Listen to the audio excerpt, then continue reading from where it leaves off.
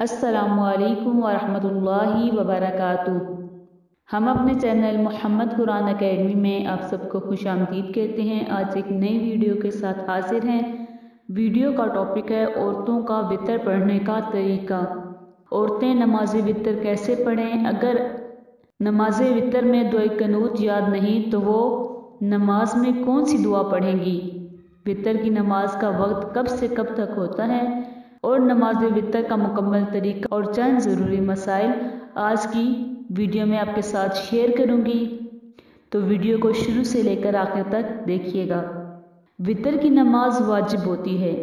अगर आपकी किसी भी वजह से इशा की नमाज कज़ा हो जाती है तो आपको कज़ा करते वक्त 4 फ़र्ज़ के साथ 3 वितर भी अदा करने होंगे, यानी फ़र्ज़ के साथ वितर की 3 रकतें भी कज़ा करनी होंगी, आप पर लाजिम होगा।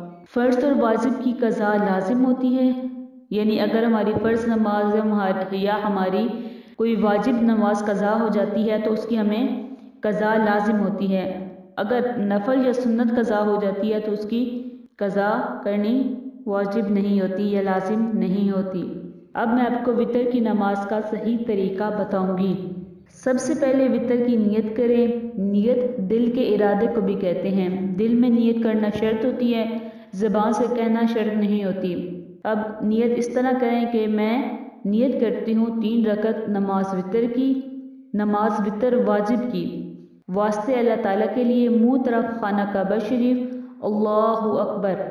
अब जब हम अल्लाहु अकबर कहेंगी तो दोनों हाथों को चादर के अंदर ही कंधों तक उठाएंगी। चादर के जो बाहर हाथ निकाल के अल्लाहु अकबर कहती हैं ये दुरुस्त नहीं है। चादर के अंदर ही हम अल्लाहु अकबर कहेंगी। अल्लाहु अकबर कहते हुए हाथ सीने पर ले जाएंगी। पहले बायां हाथ रखेंगी, फिर उसके ऊपर दायां हाथ रखेंगी। अब पहले सना पढ़ेंगी। सना यानी सुबहानक अल्लाहुम्मा पढ़ेंगी। अब इससे पहले बिस्मिल्लाहिर्रहमानिर्रहीम पढ़ने की ज़रूरत नहीं है, बस सिंपल सुबहानक अल्लाहुम्मा व बिहम्दिका व तबारक अस्मुका व तआला जद्दुका व ला इलाहा गैरुक पढ़कर फिर बिस्मिल्लाहिर्रहमानिर्रहीम पढ़ेंगी। और अब सूरत फातिहा पढ़ेंगी, यानी अल्हम्दुलिल्लाहि रब्बिल आलमीन अर्रहमानिर्रहीम मालिकी यौमिद्दीन इय्याका नअबुदु व इय्याका नस्तईन इहदिनस सिरातल मुस्तकीम सिरातल लज़ीना अनअमता अलैहिम गैरिल मग़दूबि अलैहिम वलद्दाल्लीन आमीन। अब ये पढ़कर हम कोई सी सूरत मिला देंगे इसके साथ। फिर अल्लाहु अकबर कहते हुए रकू में जाएंगी और रकू की तस्बीह पढ़ेंगी, यानी सुबहान रब्बियल अज़ीम, सुबहान रब्बियल अज़ीम, सुबहान रब्बियल अज़ीम। फिर रकू के बाद सीधा खड़ा होकर समी अल्लाहु लिमन हमिदा रब्बना लकल हम्द पढ़ेंगी।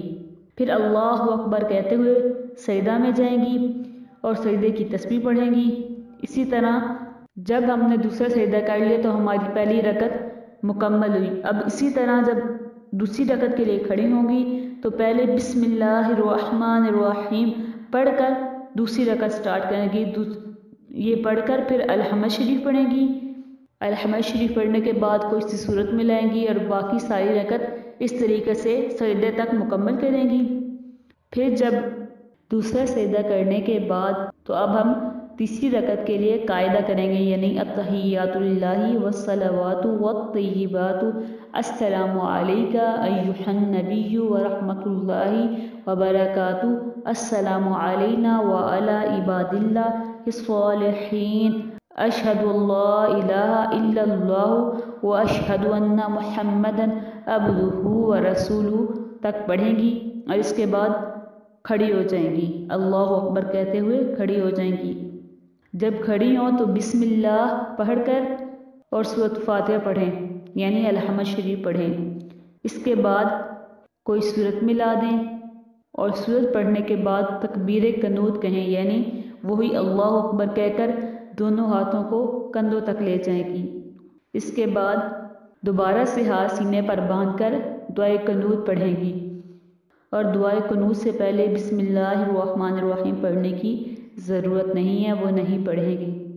अगर फॉर एग्ज़ाम्पल आपको दुआ कनूत नहीं आती, याद नहीं है, तो पहली फुर्सत में दुआ कनूत को याद करें, तो जब तक याद नहीं हो जाता तो उस टाइम तक वितर की नमाज में दुआ कनूत की जगह ये दुआ पढ़ लें, रब्बना आतिना फिद दुनिया हसनतम व फिल आखिराति हसनतम वकीना अज़ाबन्नार।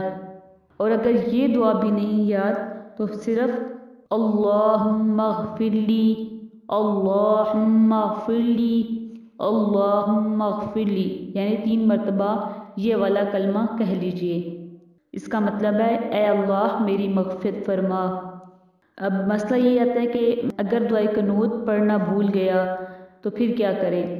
तो इसका जवाब ये है कि दुआए कनूत पढ़ना जब भूल गए और हम रकू में चले गए तो इस पर हमारा सजदा साहब जो है वो लाजिम आता है, तो हम सजदा साहब करेंगे। अब सजदा साहब क्या होता है तो इसके हवाले से एक वीडियो हमारे चैनल पर मौजूद है, तो वहाँ से देख लीजिए। उम्मीद है कि आपको वितर की नमाज का तरीका समझ आ गया होगा।